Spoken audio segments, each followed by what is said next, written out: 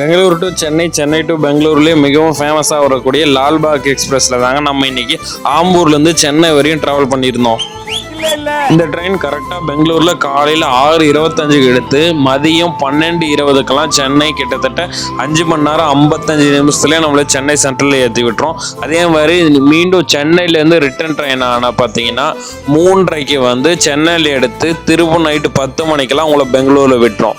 இந்த ட்ரெயின் பெங்களூர்லேருந்து கிளம்பி எந்த வழி எடுத்துக்குது பார்த்தீங்கன்னா கிருஷ்ணராஜபுரம், குப்பம், ஜோலார்பேட்டை, ஆம்பூர், காட்பாடி, வாலாஜா, சோளிங்கர், அரக்கோணம், பெரம்பூர், சென்னை சென்ட்ரல் 12:30 கரெக்டாக ரீச் ஆகிடும். இந்த ட்ரெயினில் டிக்கெட் ஃபேர்னு பார்த்தீங்கன்னா செகண்ட் சீட்டிங்க்கு 160 ரூபாவும், சிசி கேபின் கார் இருக்குது அதுக்கு 565 ரூபாயும் சார்ஜ் பண்ணுறாங்க. நம்ம ஆம்பூர்லேருந்து சென்னை வரையும் ஷார்ட் டிஸ்டன்ஸ் தான் போக வேண்டியிருந்து அரக்கோணம் வரையும் டிலே பண்ணாங்க. ஆனால் அரக்கோணத்துக்கு மேலே பெரம்பூரில் ஆன் டைமுக்கு ரீச் ஆகிட்டாங்க. நீங்கள் இதுக்கு முன்னாடி இந்த ட்ரெயினில் லால்பாகில் ட்ராவல் பண்ணியிருக்கீங்களா? மறக்காம உங்களோட அனுபவத்தை கமெண்ட் பண்ணுங்க. நன்றிங்க.